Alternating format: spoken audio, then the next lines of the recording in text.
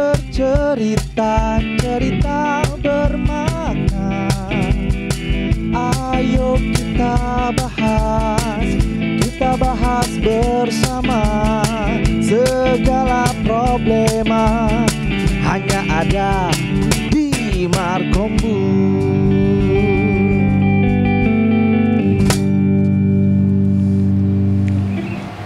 Ya, pemirsa TVRI Sumatera Utara, dimanapun Anda berada, yang kami sayangi dan kami cintai, tentu satu hal yang jelasnya, kalau jamu katakan jamu tetap batang gelaga. Hari ini kita bertemu, erat pula hubungan TVRI kita sebagai berkeluarga. Tentu hari ini sebagaimana dalam satu bingkai, yaitu Markombur. Tema kita adalah potensi bencana hidrometeorologi yang belakangan ini kita boleh rasakan bersama. Tak usah saya cerita pun kita merasakan bersama dengan istilah orang bilang HTH, hari tanpa hujan. Artinya panas luar biasa nih. Tapi ingat, kita tidak boleh mengeluh. Intinya yang perlu kita lakukan adalah antisipasi. Jangan keluhan tapi antisipasi. Antisipasi apa? Tentu peningkatan antibodi kita terhadap cuaca ini. Kemudiannya ada lagi satu hal-hal yang sangat-sangat luar biasa. Riskannya dalam situasi panas yang dingin ini, kadang-kadang percikan-percikan api kecil bisa membuat bencana yang besar. Tentu hal ini nanti akan kita bicarakan. Kata orang Deli bilang, jauh berjalan ke padang si dimpuan, jangan tetak-tetak si para-para. Tentu saya tidak sendirian, tapi didampingi seorang perempuan sudah cantik elok pula dalam berbicara. Siapa dia? Inilah adikku yang tercantik ini, yaitu Gina Febriona. Terima kasih Bang Munir, sudah Halo, diperkenalkan, adikku. luar biasa ya. Iyalah, Saya jadi makin semangat hari semangat, ini. Harus Semangat ya. Iya. Karena yang kita bahas juga Bang Munir ini sesuatu yang sangat penting sekali. Betul. Seperti yang Bang Munir sampaikan. Dan selamat menyaksikan Markombur pemirsa TVRI. Dan kali ini tentunya kami juga mengajak Anda untuk bisa berkonsultasi ataupun berinteraksi bersama kita di line interaktif di 0811 6100 386. Sekali lagi di 0811 6100 386. Dan tema yang akan kita bahas yaitu tentang potensi bencana hidrometeorologi. Nah, Indonesia termasuk negara yang rawan terhadap bencana, termasuk bencana hidrometeorologi. Oleh karena itu kita harus waspada pemirsa, karena seperti yang Bang Munir katakan ya, ini kita juga sudah menghadirkan kedua narasumber yang akan membahas tentang antisipasi untuk bisa menghadapi ataupun melalui bencana hidrometeorologi. Baik, Bang Munir, langsung saja kita perkenalkan ya kedua narasumber kita. Tentu satu hal sebelum kita perkenalkan, kita ucapkan selamat juga kepada kontingen bola kaki kita yang tadi malam juara 1 Oh ya, benar Asia, ya kan? Ini luar biasa ini. Ini membawa keharuman bangsa dan negara kita. Ini satu kebanggaan masyarakat Sumatera Utara semuanya. Surprise dan mengucapkan selamat kepada pahlawan-pahlawan bola kaki kita. Wah, itu seru sekali ya. Tentu di dalam berbicara ini dengan judulnya potensi bencana hidrometeorologi. Kita tidak sekedar berbicara, tapi kita hadirkan memang pakar-pakarnya yang mengetahui tentang hal ini. Memang insan-insan yang tahu tentang hal ini. Jadi tidak ada istilah bertanya. Karena kenapa? Markombur ini bicara apa aja boleh. Ini boleh. Tapi kita akan berbicara masalah yang bermakna sesuai tema yang ada. Sebagaimana tadi adikku telah mengajak pemirsa untuk kita sama-sama nimbrung berdialog interaktif. Silakan tanya, kami nantikan ya. Jangan lupa kami nantikan pertanyaan-pertanyaan dari masyarakat. Tentu sesuai tajuk ya. Hari ini hadir bersama kita yang pertama yaitu Ibunda Lestari Irina Purba SPMSI. Ini merupakan Poskerten BMKG ya. Kemudian ada juga di sini bersama kita bapak kita ini luar biasa ini.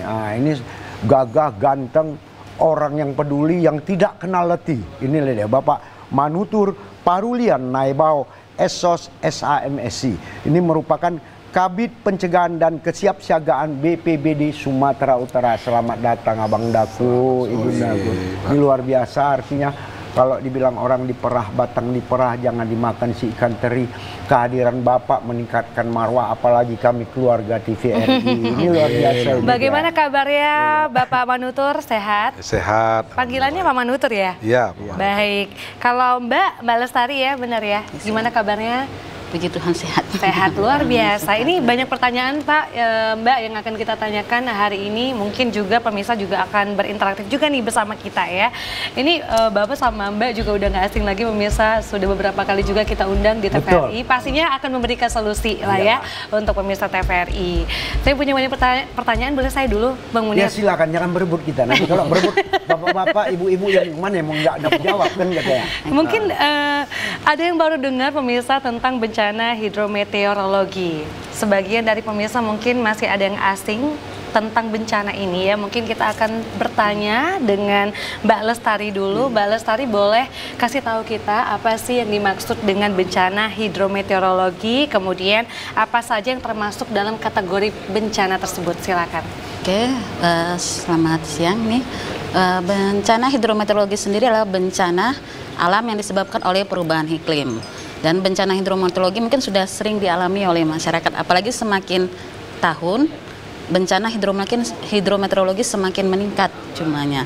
Contohnya salah satunya itu bencana berupa banjir, angin kencang, kemudian kekeringan. Jadi itulah salah satu contoh dari bencana hidrometeorologis. Apalagi sekarang kan sudah beberapa hari ini kita sempat mengalami kekeringan, istilahnya hujan tidak terjadi dalam beberapa hari. Gitu Iya, ya. panas sekali ya Mbak, gerah gitu ya kota Medan. Ini kalau misalnya banyak banget meme-meme nih Bang Munir, kan matahari, ya kan? Terus kan Merkurius, Venus bumi, ya kan? Nah ini kalau mereka memenya gini, matahari, Medan, baru bumi. Jadi Medan dekat banget nih sama matahari, makanya panas banget. Tapi yang jelasnya walaupun suasananya panas, satu hal, pepatah lama harus kita pegang. Hati panas, kepala dingin. Jangan kita pula ikut panas menghadapi persoalan, ini bahaya nanti. Itu dia. Iya. Nah jadi ada banjir, ada angin kencang, dan ada kekeringan. Dan yang kita hadapi sekarang kekeringan ya, Mbak Lestari ya. Terus mungkin saya ke Bapak langsung ya, ke Pak Manutur. Pak Manutur, ini kan kalau lihat kota Medan ataupun Sumatera Utara, gimana nih kondisi Sumatera Utara sendiri ya, terkait dengan bencana hidrometeorologi, kalau Bapak lihat sendiri kondisinya seperti apa? Baik, terima kasih. Selamat sore Bapak Ibu semua peserta pemirsa TVRI Sumatera Utara. Terkait masalah situasi kondisi cuaca di Sumatera Utara ini, kita tahu bersama memang fenomenal dan sangat luar biasa. Teringat masalah kekeringan Bapak tadi, informasi terakhir kami dengar seminggu lalu, tingkat suhu panas di Indonesia itu Jakarta sama Medan. Itu kemarin di Medan terakhir itu sampai 35 derajat. Nah ini memang luar biasa. Tapi sebagaimana yang kita tahu bersama bahwa ada beberapa keuntungan kita, wilayah kita. Kalau dari segi keuntungan, wilayah kita masih banyak pebukitan, pegunungan, ya, ada dataran. Nah cuma di dataran tinggi sekarang ini sudah mulai panas. Nah ini karena berbagai faktor, penggundulan hutan, dan juga berubahnya pola tanam masyarakat sekarang, bukan lagi nanam keras, durian, tidak, semua nanam sawit. Nah ini juga mempunyai pengaruh yang sangat signifikan dalam meningkatkan panas bumi, karena mereka tidak bisa menyerap CO2. Nah dia terbatas dia CO2. Tapi kalau durian, mahoni itu kan memang bisa menyerap CO2 jadi O2. Suhu udara itu kalau sudah O2-nya tinggi maka dingin. Kalau CO2 berarti karbon itu panas. Nah, kira-kira demikian Pak, Bu, untuk apa ini, Sumatera Utara. Saya penasaran juga nih, sebenarnya kenapa sih kita bisa kekeringan gini, Mbak Lestari? Apakah ada periode-periode tertentu nih dari setiap tahun yang perlu kita waspadai? Memang untuk di beberapa waktu ini kita mengalami musim kemarau, karena memang di Sumatera Utara kita ada beberapa ini mengalami 2 kali musim penghujan, 2 kali mengalami musim kemarau. Kemudian memang di bulan ini, di bulan Juli, Agustus nanti sampai September biasanya kita udah masuk ke musim kemarau. Kemudian kemarin memang beberapa ini memang disebabkan oleh pola angin kita. Pola angin kita bersifat istilahnya menyebar. Jadi kalau dia menyebar memang untuk pembentukan awan hujan itu tidak mendukung, sehingga memang jadi kondisinya berawan. Lalu kemudian yang kedua memang posisi matahari kita. Ini kan posisi matahari itu bergerak lagi di atas, itu di bagian utara. Sedangkan Sumatera Utara itu kan ada sedikit di bagian utara. Istilahnya dia kan Katulistiwa kan di Bukit Tinggi, kita di atasnya sedikit. Jadi memang posisi matahari itu membuat kita panas. Nanti dia bergerak sampai ke bulan September lah pas di ekuatornya. Oke, namanya juga utara Jadi ya. ini di luar atas biasanya kenapa bilang. Iya. Jadi dampak yang ditampilkan yang muncul karena persoalan ini bukan sekedar persoalan suasana yang ada kita merasa gerah, bukan itu aja, bukan kegelisahan diri aja, tapi ternyata makhluk lain pun punya pengaruh yang kuat terhadap suasana yang ada. Nah, jadi kepada pemirsa TVRI Sumatera Utara, kita sebagai insan manusia adalah makhluk yang paling tinggi derajatnya di muka bumi ini. Artinya kita harus mengerti. Mari kita dukung semuanya sehingga seluruh kehidupan makhluk hidup yang ada di sekitar kita dapat tertolong. Walaupun suasana cuaca seperti ini, jangan kita menambah problem dengan menebangi hutan semau kita. Karena kenapa? Ada segelintir oknum, khususnya di kaki gunung. Saya tidak, kadang-kadang bukan masyarakat kaki gunung itu, orang dari luar datang ke kaki gunung, memerambah sesuatu tempat, apalagi dibilang Bapak tadi, tanaman sekarang lucu. Bukan durian yang ditanam, bukan katakan rambutan yang ditanam, bukan pohon-pohon yang berdampak masa panjang ya, usia panjang, tapi yang ditanam sawit. Jadi janganlah kalian tebasi dulu pinggiran hutan itu. Karena kenapa? Udah kalian tebasi, kalian bakar pula. Efeknya bukan di tempat ini, tempat yang kalian bakar ini merambah ke atas. Repot sedunia. Nah, nanti marah pula orang tetangga kita, negara tetangga. Dulu pernah kita dituduh, jadi jangan terulang dituduh lagi, kan gitu kan. Jangan marah kalian ya kalau aku bilang gini, aku model orangnya gini lah model aku nih. Tak lain, gini-gini aja modelnya kan. Jadi gini, aku tanya sama abang. Sebagai, apalagi abang di sini kan pencegahan dan kesiapsiagaan. Kemarin ada dapat kabar aku bang, di satu tempat spot, katanya hotspot di daerah Samosir ini. Mulai luar biasa hotspotnya ini. Aku bilang aja, nggak aku bilang titik-titik ya, tapi hotspotnya luar. Ini bagaimana antisipasinya?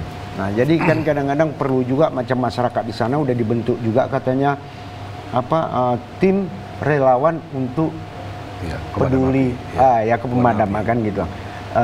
Artinya secara utuhnya gimana gitu antisipasinya gitu. Baik, jadi kami sebagai Kabit Pencegahan dan Kesiapsiagaan itu kami membahas masalah adaptasi dan mitigasi bencana. Betul. Nah, di dalam kegiatan kebakaran hutan ya pada saat ini kan memang lagi hot-hotnya. Kita ada 17 titik di Sumatera Utara yang punya hotspot panas karena kebakaran hutan. Dari 17 titik tadi itu ada 116 sampai terhitung Juli sekarang ini 116 lokasi yang sekarang memiliki hotspot karena kebakaran hutan. Kita tidak tahu apa karena kekeringan atau karena sengaja. Khusus untuk Samosir, memang ini luar biasa. Ada fenomena-fenomena masyarakat ini karena di sana tadi juga pernah kami bicara sama orang BMKG, ada kebiasaan masyarakat itu supaya dapat lahan rumput yang kering yang nanti hijau, mereka bakar.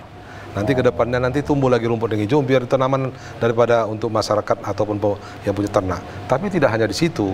Kalau sebatas itu tidak masalah. Tapi ini sekarang justru kebakaran ini merambah ke hutan lindung.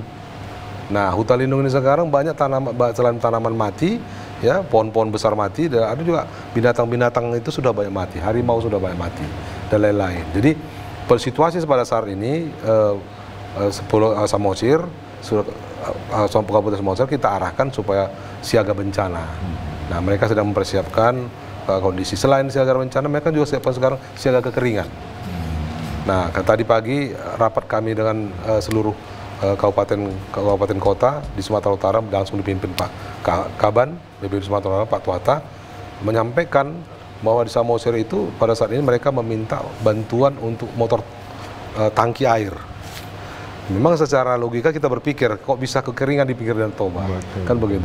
Tapi kita jangan lupa bahwa Danau Toba itu juga kan nggak dataran, kan pegunungan. Iya. Nah, jadi wilayah-wilayah pegunungan di situ tambah pohonnya kebakar dan juga cuaca panas, akibatnya kekeringan luar biasa. Nah, jadi mereka minta bantu ke provinsi sekarang pada saat ini untuk diadakan motor tangki atau pinjam motor tangki untuk kepada masyarakat yang pada saat ini kekeringan. Karena minuman di sana pun juga masyarakat sana sudah tidak bisa lagi. Dia dari gunung ke bawah nggak mungkin lagi, terpaksa diantar minuman ke atas. Nah, jadi fenomena Samosir ini bukan hanya sekali ini, memang termasuk wilayah-wilayah yang rawan bencana kebakaran hutan. Kawan-kawan ini Asahan, Labuan Batu, Betul. Labuan Batu Utara. Ini kawan-kawan ini. Malah ini kemarin tuh Langkat itu ada 15 lokasi titik kebakaran hutan. Tapi yang tadi saya bilang tadi, Asahan, Toba, Samosir, ini memang paketnya nih. Saya juga heran ini di mana apanya. Tapi itu tadi adaptasi dan mitigasinya. Untuk adaptasinya kita sampaikan kepada masyarakat bagaimana mengadaptasi kalau terjadi bencana. Tapi mitigasinya sudah kita arahkan bagi mereka rajin menanam pohon. Ini mohon maaf, bukan maksudnya mengambanggakan Samosir. Sebenarnya Samosir sudah termasuk penghasil durian loh, jangan salah. Betul. Bulan 3 bulan 4 mereka sudah berpanen. Mulai wilayah sampai Tuk-Tuk itu sekarang pohon durian sudah banyak. Tapi yang kebakaran itu nggak di situ. Dia di harian perbatasan dengan Sumatera Utara dengan Samosir. Di situ pinggir kaki gunung Bukit Barisan yang kebakarannya. Bukan di kota, di kabupaten kotanya. Mereka sudah sadar, malah sana menanam pohon durian. Banyak, kalau Bapak mau ke sana bulan 3 bulan 4 itu lagi panennya Pak, pohon durian itu. Demikian saya rasa Pak. Ini luar biasa, ada penawaran yang istimewa. Tenang aja, di ladang saya di sana durian banyak. Ada ini karena malu aja bilang ini. Tapi yang jelasnya kami ingatkan kepada kita ya masyarakat ya, termasuk saya lah di dalam kapas ini, saling mengingatkan kita.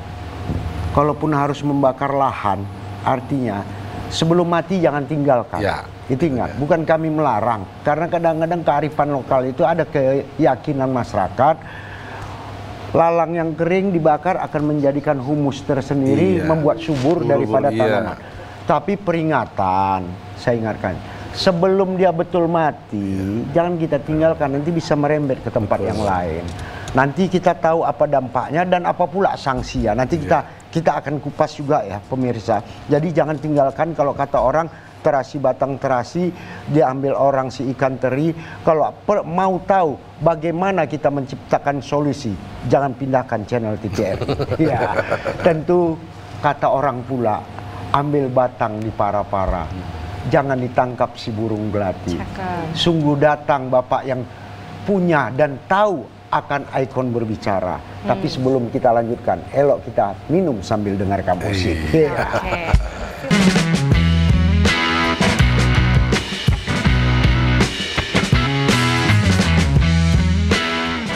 Ya pemirsa TVRI Sumatera Utara yang kami sayangi dan kami cintai dimanapun berada, tetap bersama kami di Markombur. Tajuk kita tidak berubah, yaitu potensi bencana hidrometeorologi. Jadi tentu pula kita sama-sama, mungkin bagi Bapak Ibu yang kurang paham apa sih hidrometeorologi, tadi sudah dijelaskan, yaitu bencana oleh karena perubahan iklim ya. Jadi bencana oleh karena perubahan iklim. Saya ulangi kembali, mari kita jaga hutan kita demi lestarinya kehidupan di masa yang akan datang ya. Jadi semuanya itu adalah artinya siklus kehidupan, siklus saling mendukung untuk terciptanya generasi-generasi ke depannya agar tahu dia ini hutan kami. Jadi saya di usia saya nanti udah senja kali, begitu saya ceritakan masih saya bisa pertontonkan. Kalau dia sekarang hilang macam mana ndak bilang, gundul pula hutan tadi ya kan. Iya lagi senyum aja lah kau ya, pandangi aja. Aku pandangan kau ini yang nggak tanah. Lihat Bang Munir ngomong itu enak, karena ada pantun-pantunnya gitu Bang. Cuman ada pandangan kau, lirikan kau ini. Karena kenapa?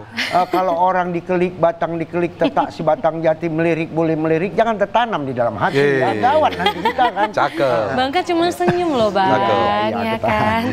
Tapi tadi kalau ngomongin soal kekeringan, di Senin lalu kita juga udah bahas nih pemirsa ya tentang kekeringan. Nah kalau ini kan secara umum, jadi kalau kemarin kita sempat musim hujan sampai kalang kabut juga menangani banjir gitu ya kan. Dan kali ini kita akan bahas secara keseluruhan juga. Tapi karena ini masih kekeringan memang yang kita bahas, saya juga kemarin melihat nih Bang Munir, ada yang lagi viral di media sosial nih Pak, terkait kebakaran yang ada di Samosir. Nah ini juga termasuk dari bencana hidrometeorologi ya Mbak Lestari ya. Mbak Irini. Saya takut salah nama nih. Ya Mbak Lestari. Tapi ada yang bahagia Wak nengok Ibu. Kenapa? Kenapa bilang? Kenapa tuh? Kalau dari sisi nama ada pantun. Apa tuh? Nggak dimakan si asam Jawa, jangan dimakan roti kelata. Dari sisi nama, pikir orang Jawa. Begitu nengok marga, orang Batak. Ini Mbak Lestari Irene gitu ya. Lestari ya kan? Ya Allah, ya Allah. Mbak Lestari, tapi kalau ngomongin soal Mbak Lestari kan forecaster BMKG, perakiraan cuaca dari BMKG, memang setiap hari kita selalu melihat nih di siaran SHI Sumatera Utara hari ini. Apakah memang akuratkah prediksi yang diberikan oleh BMKG supaya kita bisa mengantisipasi nih cuaca-cuaca yang ada di Sumatera Utara? Ya, satu lagi Bu, Seberapa saya akurat? tambah pertanyaannya. Kalau memang akurat untuk berapa hari ke depan? Kan itu perlu kita ketahui bersama. Oke, kita perakiraan Sumatera Utara ini sudah sampai ke level kelurahan desa. Iya, jadi kita bisa tahu sampai ke desa, daerah mana. Misalnya mau ngambil daerah Tembung, itu bisa tinggal buka di webnya, ada Websitenya apa? www.cuaca.bmkg.go.id. Jadi dari situ kita langsung klik daerah yang mau kita buat, yang kita ingin tahu, ingin lihat perakiraannya, langsung keluar nanti cuacanya, suhu udara sama kelembapan udara. Jadi kelihatan dia sampai ke level kelurahan dan desa. Wah, jadi sudah sampai situ. Jadi kita pun kalau mau pergi juga bisa antisipasi. Oh, ini kayaknya panas sekali, bawa payung gitu ya. Kan sedia payung sebelum hujan, Pak. Semua panas juga iya kan? Bener ya? Iya, sedia payung sebelum hujan. Oke. Payung. Iya. Iya. Sebelum hujan, udah sedia payung. Iya. Oke. Lalu apakah tentunya kalau di website sudah. Terus kan tadi saya juga pernah dengar dari Bapak juga ada surat edaran ya? Iya, yang dibagikan itu seperti apa? Diceritakan dong. Kita setiap 10 hari itu ada buat informasi tentang ke depan 10 hari bagaimana. Jadi dia potensi banjir, potensi longsor, juga potensi kekeringannya juga di situ diinfokan. Kita kirim biasanya ke stakeholder, kemudian ke salah satunya ke BPBD. Biasanya kami kirim juga suratnya langsung juga ke gubernur. Jadi kita ada ini. Kemudian biasanya itu kami lakukan setiap 10 hari kita kirim informasinya gitu. Dan juga kami juga nanti dari situ dikirim ke yang di daerah kabupaten-kabupaten yang biasanya BPBD akan kirim ke BPBD yang di daerah kabupaten masing-masing yang terkena dampak daripada misalnya dia kena banjir, dikirimlah ke daerah-daerah yang memang diinfokan ada banjir, diinfokan ada longsor. Kemudian tadi Mbak bilang tentang verifikasi perakiraan kita berapa besar gitu ya. Sejauh ini ya kita sampai 90 ke 92%, dan biasa itu akan istilahnya berfluktuatif ketika musim-musim peralihan gini dia lebih kecil gitu, sekitar 90, tapi kalau di musim-musim memang udah pasti musim kemarau ataupun musim penghujan kita lebih tinggi pastinya di sekitar 90. Hampir 100% ya. Ini membantu sekali nih BMKG ya. Jangan lagi kita biasakan, khususnya kita ingatkan kepada masyarakat, ramalan cuaca, nggak lagi ramalan, perakiraan cuaca. Jadi kita robah ya kan. Dulu kan ramalan cuaca, ada pula yang bangsa mindsetnya itu religi betul loh, ramalan itu haram katanya kan. Nah, jadi kita buatlah perakiraan cuaca. Tapi sampai sekarang banyak juga yang ngomong gitu, besok ramalan cuacanya gimana gitu. Biasanya tahu kalau yang udah model-model gitu, itu kelahiran tahu anak zaman Bobby Boomer ya kan, itu pasti beramalan karena zaman dulu begitu gitu kan. Oke, kita mungkin mau tanya langkah-langkah yang dilakukan oleh BPBD Sumut untuk mengurangi dampak bencana hidrometeorologi seperti apa, Pak? Ya, pertama kami buat edukasi kepada masyarakat bahwa kami sadarkan masyarakat bahwa bencana itu tidak bisa kita hempang, tidak bisa kita halang-halangi. Jadi kita harus adaptasi. Dalam artian kita ajari mereka kalau sudah terjadi seperti itu bagaimana menyelamatkan diri. Itu dulu pertama. Baik dari segi kekeringan maupun mungkin banjir, kebakaran hutan dan lain-lain. Dan yang kedua baru kita arahkan mereka, kita edukasi juga bagaimana memitigasi, mengurangi daripada kegiatan dan bencana itu. Seperti tadi kita bilang tadi, untuk kekeringan kita perubahan pola tanaman itu kita rubah. Nah, yang kedua lagi kita untuk wilayah-wilayah tertentu ya kita arahkan supaya jangan membakar rumput yang kita anggap memang untuk sebentar, tetapi resikonya bila Bapak tadi bilang Pak Munir harus ditunggui sampai mati api tadi. Nah, terus ketiga juga kita edukasi masyarakat juga wilayah-wilayah tertentu yang kita bilang Samosir dan sekitarnya itu berhentilah menyadap pohon pinus. Sekarang pohon pinus ini disadap Pak, minyaknya diambil untuk parfum. Jadi banyak pohon pinus di situ, tapi 3 bulan lagi udah layu. Merah dia dari jauh, kita nampak dari jauh itu. Nah, nanti setelah datang hidrometeorologi adalah salah satu pemicu, trigger dia. Tapi bukan itu penentu. Ketika nanti api tadi merambat dari bawah ke atas, dia cepat terbakar. Nah, bergesek saja daun tadi juga, itu juga bisa terbakar api. Apalagi pohon pinus. Kalau dulu mungkin Pak Munir tahu lah itu, waktu bikin korek api dulu kan pohon pinus kan begitu kan, minyaknya aja kita pakai kan bisa betul apa kan itu kan. Nah jadi seperti itu pohon-pohon pinus sekarang di atas itu sekarang sudah banyak layu karena mereka sadap. Batang pohon pinus ibarat seperti tebu, dia punya batang keras di tengah, beda dengan karet kan begitu. Begitu dia disadap, dia putus di tengah, dia akan mati sendiri. Nah adaptasi seperti itu dan mitigasi seperti itu kami ajari kepada masyarakat. Nah, yang terakhir kami arahkan kepada masyarakat, kita ajari mereka apabila ada kejadian kebakaran, kalau bisa api kecil yang dimatikan, jangan sudah besar baru dimatikan. Karena kalau masih kecil bisa gampang dipadamkan. Nah, kita juga ada edukasi melalui BPBD, kita siapkan juga tim-tim mereka untuk pemadam api dan bersama juga Manggala Agni. Ini Kementerian Kehutanan ini. Manggala Agni ini termasuk ujung tombak dari Kementerian Kehutanan untuk memadamkan api. Nah, mereka mempunyai kelompok-kelompok masyarakat yang dibina di wilayah kawasan-kawasan rawan bencana tadi, rawan bencana, itu untuk memadamkan api. Ketika api itu masih kecil, mereka padamkan. Karena seperti Mbak bilang tadi, dia bakar sampah sengaja, ada seperti itu. Ada juga tak sengaja dia bakar, begitu habis merokok dia campakkan atau bakar. Itu dia, betul. Nah, ini yang paling bahaya itu. Jadi waktu pertama dia kena alang api itu memang belum, kalau 1 jam 2 jam belum dia. Begitu nampak kena angin keras, apalagi rokoknya rokok gudang warna merah, ini bukan maksudnya seperti itu modelnya kan pakai tembakau, kretek murni. Nah ini akan api tadi terbang dia apinya, itu yang buat kebakaran. Nah jadi masyarakat tadi dibina oleh Manggala Agni untuk bisa memadamkan api sedini mungkin. Demikian kira-kira. Berarti ada kerja sama masyarakat juga nih, Pak. Iya. Jadi perlu kita ingatkan kepada masyarakat siapapun dan dimanapun berada. Kalaupun Bapak Ibu mana tahu berkunjung sebagai wisata lah ya, para wisata lah gitu bilang ya. Janganlah pula ngerokok, apapun rokok kita, langsung senak kita buang tinggalkan, tapi matikan dulu. Iya. Nah kalau bisa jangan ngerokok lah ya. Itu satu.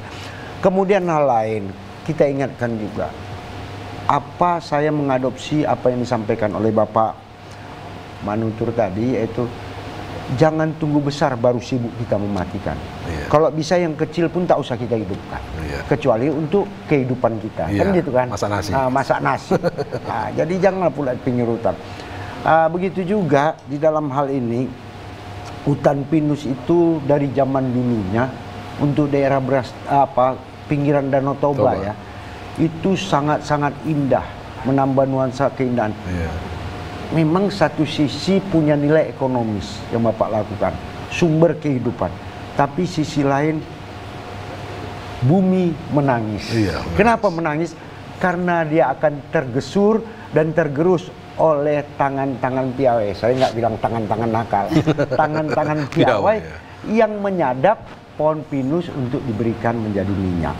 Jadi kalau dulu ditebang langsung, kirim ke salah satu pabrik korek api, dulu ada itu di Simpang Marendal. Nah, jadi aku bilang aja kan, betul ya Pak? Betul. Masuk ke sana lalu dibulas jadi korek api dia. Korek api. Nah, kemudian ada juga pertanyaan ini kepada Ibu. Bu, aku nanya sedikit ini. Kan Ibu udah antisipasi nih ramalan cuaca ataupun katakanlah istilah perakiraan cuaca A, B, C, D. Lalu lari daripada prediksi. Antisipasinya bagaimana? Itu satu. Kemudian BMKG dan BMKG ada satu punya kewenangan kalau terlalu ekstrim cuaca ini bisa melakukan yang namanya rekayasa cuaca. Ini gimana? Awak mau tanya sama Ibu dulu. Oke, terima kasih Pak pertanyaannya. Jadi kalau seandainya perakiraan kami salah gitu ya misalnya. Jadi kita biasa itu selalu ada amandemen perakiraan. Sekali lagi saya mohon, bukan salah, meleset. Meleset. Salah kayak ujian. Kayak ujian dia. Jadi setiap hari itu kita kan buat perakiraan itu ada 2 kali Pak. Jadi itu di pagi, terus sekitar jam 4 pagi kami buat perakiraannya. Baru kita ada amandemen di sore itu biasanya. Lalu ketika kami lihat ada kondisi-kondisi cuaca, kita berikan informasi peringatan dini. Jadi itu kami kirim via WA, WhatsApp grup salah satu ke BPBD, ada itu di info BPBD. Juga kami kirim ke media sosial kami yang lain di Instagram kami. Kami juga sekedar juga mengirim di aplikasi kami juga ada kan info BMKG, itu biasanya update itu informasi tentang warning peringatan dini. Jika nanti di dalam perakiraan untuk jangka panjang kita juga misalnya tidak sesuai, kita juga akan ada mendekat setiap 10 hari ini kita ada kasih informasi tentang cuaca. Pasti kalau dia tidak sesuai itu kita akan amandemen lagi. Jadi kita berharap dengan informasi yang sampai ke masyarakat itu tentang informasi yang benar-benar akurat dari kami.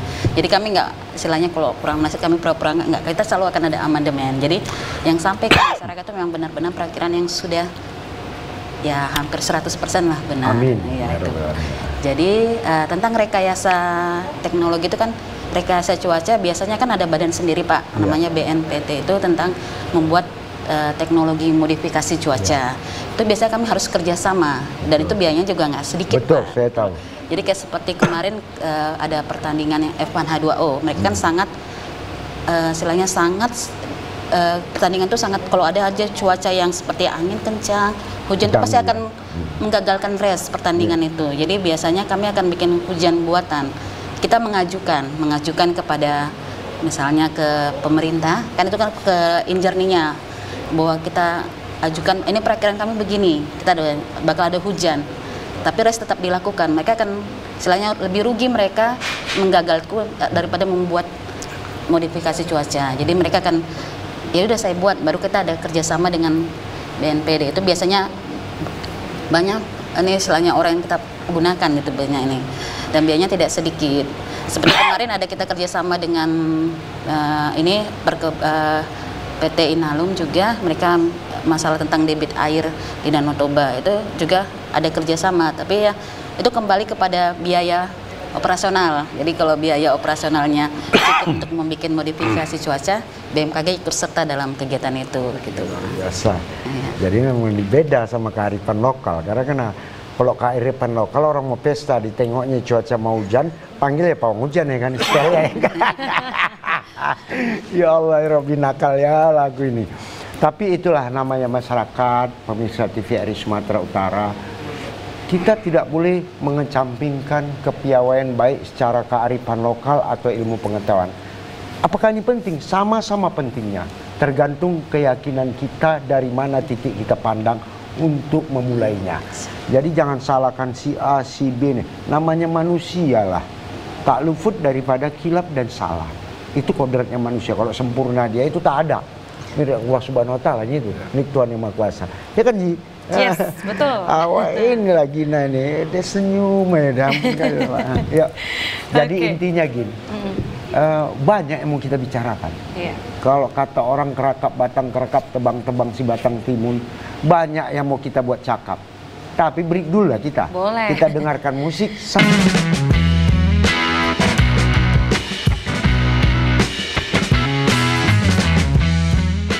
Ya pemirsa TVRI Sumatera Utara yang kami sayangi dan kami cintai dimanapun berada, tetap bersama kami dalam Markombur. Tentu kita akan tanya, tapi tetap kami tidak bosan-bosannya. Bagi pemirsa di rumah yang ingin bertanya dan berdialog interaktif dengan kami, silakan hubungi kami ke 0811 6100386. Sekali lagi ke 0811 6100386. Jangan lupa yo, tanyakan aja.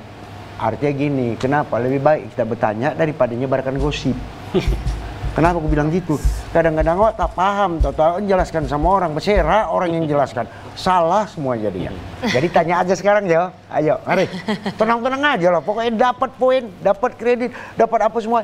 Aman awak menjelaskannya. Itu dia yang paling penting. Saya makin paham dan kita di sini juga bisa belajar banyak ya tentang kewaspadaan ataupun kesiapsiagaan dan mitigasi dari bencana meteorologi. Nah mungkin ke Bapak lagi ya, ke Bapak Manutur ya. Pak Manutur, ini kan tadi Bapak sampaikan ada langkah-langkah untuk mitigasi tadi ya, untuk mengurangi bencana. Kemudian kerjasamanya juga sudah sama Malakni ya, sama masyarakat setempat ya, itu dari program dari Kementerian Kehutanan Bapak. Kemudian untuk fasilitas dalam menanggulangi bencana, apa nih yang sudah diberikan ataupun yang disiapkan? Jadi tiap tahun pemerintah Provinsi Sumatera Utara memberikan bantuan kepada kabupaten kota, khususnya kita bahas masalah dulu kebakaran hutan. Kita tampung, kita beri bantuan pompa gendong. pompa gendong. Iya, untuk memompa air.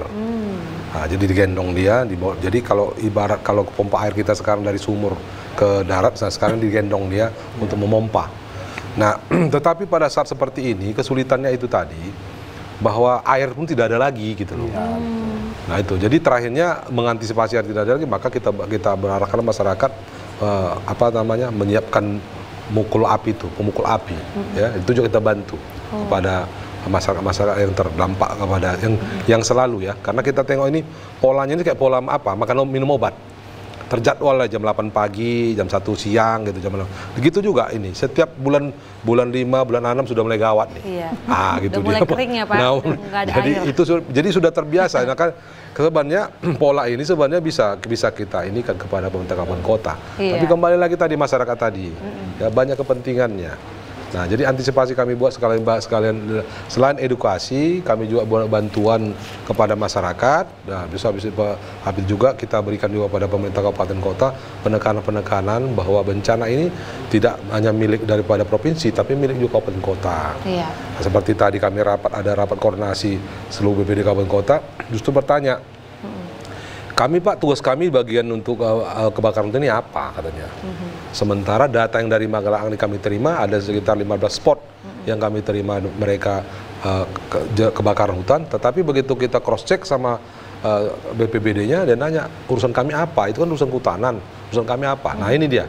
Kalau sampai hari begini masih ada kabupaten kota seperti itu bertanya, nggak urusan apa kami sama kebakaran hutan? Nah, dianggapnya hutan itu adalah haknya pemerintah pusat, kementerian. Dia tidak tahu resiko daripada itu kan mempengaruhi hajat hidup orang banyak, mempengaruhi ekonomi masyarakat gitu. Nah, jadi belum lagi dari segi kesehatan, ISPA dan lain-lain. Nah, jadi itu kami berikan tekanan penerongan kepada pemerintah kabupaten melalui BPBD-nya tentunya kan, supaya mereka tidak main-main ya. Untuk masalah banjir, kekeringan sama kebakaran hutan ini sangat-sangat bahaya gitu loh. Tapi kalau bukan maksudnya yang lain tidak bahaya, tetapi kalau dibandingkan dengan longsor, itu wilayahnya sedikit, gitu loh. Banjir bandang wilayah sedikit. Tapi kalau begitu dia kebakaran hutan, kekeringan, itu nggak bisa diukur, gitu luasnya. Nah, jadi karena kami arahkan kepada tadi Pak Rapat tadi lupa kabar langsung, untuk kebakaran hutan itu harus sangat-sangat waspada. Dan kebakaran hutan ini bisa kita anggap sepele pertama, tapi lama-lama luar biasa. Nah, karena penyebarannya luar biasa, tergantung cuaca dan angin. Apalagi sekarang kawannya kebakaran hutan itu kekeringan, itu pasti itu. Kawannya banjir bandang itu hujan, gitu loh. Itu paketnya itu. Jadi kalau CK-nya kalau istilahnya kan, cari kawannya gitu kan. CK-nya itu dia. Banjir bandang itu hujan, kebakaran hutan itu kekeringan. Makanya kalau sudah masuk dia kekeringan, kita bertanya sama suhunya itu BMKG. Hujan juga BMKG. Nah, tapi begitu eksekusi di lapangan, kita lah BPBD, kebakaran hutan maupun dengan banjirnya. Demikian kira-kira Pak. Jadi langkah-langkah itu udah edukasi udah diberikan terus ya. Tapi kerjasamanya belum nih sampai instansi pemerintah daerah. Kenapa Bang? Gina, satu hal yang menjadi tanda tanya saya. Dari tadi kita kan membicarakan tentang bahayanya ini. Bagaimana pula sanksinya bagi masyarakat disengaja atau tidak sengaja melakukan ini? Ini perlu tahu kita. Yang kemarin itu memang karena cuaca ya Bapak ya, yang kebakaran kemarin Ibu Lestari. Kalau di bulan Juni-Juli memang daerah Samosir salah satunya memang kan di setiap bulan Juni-Juli itu memang anginnya kencang di sana. Kemudian kan ketika masyarakat membakar dia kadang-kadang nggak tengok musim. Jadi kan memang pas saat itu kan musimnya memang musim kemarau. Jadi musim kemarau itu identik dengan angin yang kencang dan kering biasanya. Jadi dia bakar lalu itu ditinggalkan seperti dibilang dan dia berharap itu ada hujan, kan nggak mungkin juga ketika memang musim kemarau dia membakar, ya kita tahulah apa akibat daripada itu. Pasti kebakaran hutannya akan menjalar apinya karena kan anginnya kencang. Jadi daerahnya yang kecil yang dibakar titik, tapi kena anginnya kencang, apalagi daerah Samosir itu akan cepat meluas, apinya jadi besar karena memang di bulan 6-7 itu memang daerah-daerah Samosir itu anginnya memang kuat di situ. Jadi yang jelasnya itulah dia tadi. Tadi ada saya dapat bocoran.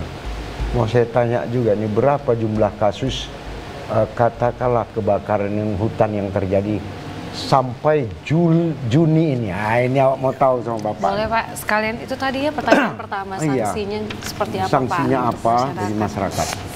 Baik, jadi saya bacakan dulu ya data yang kami miliki dari pusat data operasional kami BPBD Sumatera Utara. Kebakaran hutan sampai dari mulai Januari sampai Juli, yaitu di Samosir 12 titik, Labuan Batu Utara 10 titik, Padang Lawas 2 titik, Tapanuli Selatan 5 titik, Tanah Karu 17 titik, Padang Lawas Utara 4 titik, Labuan Batu 11 titik, Labuan Batu Selatan 8 titik, Asahan 7 titik, Dairi 4 titik, Langkat 15 titik, Tapanuli Tengah 1 titik, Lilis Serdang 3 titik, Kota Sibolga 0, Toba 8 titik, Umbang Hasudutan 0, Simalungun 7 titik, Serang Bedagi 2 titik, totalnya semua 116 titik. Aduh. Nah, jadi ini sampai bulan 7. Kalau tahun lalu dari Januari sampai Desember hanya 162. Jadi lebih tinggi sekarang ini. Iya. Nah, tinggi jumlah titik untuk api tadi lebih tinggi. Nah, terkait masalah kebakaran hutan ini, ya ya kita nggak enak juga kita bilangkan, ya. Tapi memang ada hukumannya. Iya, betul. Terus yang kedua prosesnya itu kan, ini kan udah unsur pidana, Pak. Ya, jadi otomatis sebenarnya kita kesadaran masyarakat lah. Kadang-kadang pernah kami berbicara sama masyarakat seperti itu, waktu kita melakukan edukasi, mereka sampai seperti tadi, ya Pak, kan ladang-ladang kami, Iya. tanah-tanah kami. Iya, betul. Nah, kalau kami bakar kan risikonya sama kami. Dia lupa bahwa dia di sampingnya itu kan banyak juga tanah masyarakat lain. Nah, makanya seperti bilang Pak Menteri tadi, kita arahkan, ditunggui. Nah, ditunggui sampai habis. Dan bila perlu dia disediakan air di samping api tadi. Ketika sudah melebar dia, baru disiram. Kadang-kadang lebih banyak sekarang, memang kita lihat masyarakat itu, saya tidak tahu apakah memang sengaja atau sengaja, tapi memang rata-rata kebakar lahan tadi. Lahan tadi yang dibakar di luar. Nah, kalau kebakaran hutan, memang hutan itu sendiri, kalau Sumatera Utara ini ya beberapa titik lah. Seperti bilang Bapak tadi, sudah dibakar, ditanam, lahan sawit yang ditanam. Nah, itu udah pihak-pihak yang tertentu lah itu kan, tertentu. Tapi biasanya kebakaran hutan lebih banyak di Kalimantan, Pak, karena banyak perkebunan. Kalau kita ini kebakaran lahan dulu, baru terbakarlah hutannya. Setelah lahan tadi, seperti Samosir, dia bakar lahan dulu, nah baru terbakarlah hutannya. Nah, itu kira-kira apanya, Pak? Hukuman pasti ada, ya, ini pasti ada hukuman. Ya, pemirsa TVRI yang kami sayangi, yang jelasnya jangan mencoba-coba, jangan mengawali, jangan coba memerci api. Begitu kita awali, bencana terjadi, tak ada alasan itu lahan kita, milik kita. Kalau sudah dia berdampak terhadap halayak rame, maka terimalah sanksi dan bias daripada perbuatan kita. Awalnya memang ladang kita, awalnya adalah lahan kita, tapi kita lupa dari titik lahan kita, efeknya ke orang lain, efeknya ke seluruh masyarakat yang ada di sekitarnya, bahkan terhadap makhluk-makhluk hidup yang ada di sekitarnya. Betul. Paham ya? Artinya mohon maaf ya, maaf awak ingatkan ini. Tidak perlu awak ingatkan itu, Pak. Karena kalau kita lihat Bang Munir, kebiasaan orang Indonesia ini nggak pernah berubah ya. Suka bakar sampah ataupun suka bakar kebun. Apalagi nih kalau kita lihat para petani juga memang ya seperti itu juga gitu ya. Gini. Yang jelasnya waktu juga yang memisahkan kita. Udah selesai Jadi nih. intinya kami mohonkan dari Pak Nutur untuk sebagai closing statement, pesan-pesannya. Silakan. terima Himbauan ya Pak ya. Baik, kepada Bapak Ibu semua warga Sumatera Utara, bersama ini saya sampaikan beberapa pesan. Yang pertama, tak elok dan tak baik kalau seandainya Bapak Ibu sekalian untuk menguasai lahan itu harus membakar. Karena bagaimanapun resikonya akan lebih tinggi daripada manfaatnya. Yang kedua, kami minta Bapak Ibu sekalian, kalaulah ada lahan-lahan kosong, tanamlah pohon-pohon keras. Ya, pohon jati, pohon durian, pohon nangka, mangga, dan lain-lainnya. Jangan tanam pohon sawit. Ini mohon maaf, berdasarkan data yang ada, satu pohon sawit, dia sampai meminum atau memakai air 20 liter per hari. Kalau seandainya 1000 pohon Bapak Ibu punya, bayangkanlah berapalah yang dihinumnya air itu. Dan ini mengakibatkan kekeringan. Nah, risikonya tanah juga akan hancur. Karena dia tidak ada lagi tanah gambut lagi, tidak ada lagi tanah di situ humusnya tidak ada karena dia jadi berubah pasir. Dan yang ketiga, pada saat ini kami sampaikan kepada kita, Kekeringan itu adalah bagian daripada cuaca. Cuaca sekarang cuaca ekstrim, kami minta kepada Bapak Ibu sekalian jaga diri, kalaupun keluar memakai topi atau memakai payung, dan banyak minum air putih dan vitamin C. Karena bagaimanapun sekarang cuaca ini tidak bisa kita prediksi kapan dan di mana kejadiannya. Oleh karena itu sama-sama kita adaptasi sama lingkungan, adaptasi sama alam. Inilah alam kita, mari sama-sama kita jaga, mari kita lestarikan, kita rawat bersama. Karena bumi ini adalah titipan cucu kita, bukan milik kita, tetapi milik cucu kita yang kadang-kadang. Demikian, terima kasih. Artinya terakhir Bu Lestari mau ngomong apa udah nggak bisa, udah diborong semua. Aku tengok. Jadi malah kita tutup aja yang jelasnya. Gina, satu hal yang paling berbahagia, kita sudah berbicara, kita sudah berjumpa, kita telah mengupas. Belah-belah si batang jati, berpisah boleh berpisah, tapi jangan sekali-kali berpisah di dalam hati. Saya Haji Munir Nasution, sarjana hukum, dan rekan saya. Dan saya Gina Febriana mengucapkan terima kasih atas perhatian Anda. Tetap terus saksikan Markombur ya, dari Senin sampai dengan Kamis pukul 3 sore. Terima kasih pemirsa, terima kasih narasumber kita Bapak Wanutri dan juga Ibu Lestari. Selamat sore dan sampai jumpa.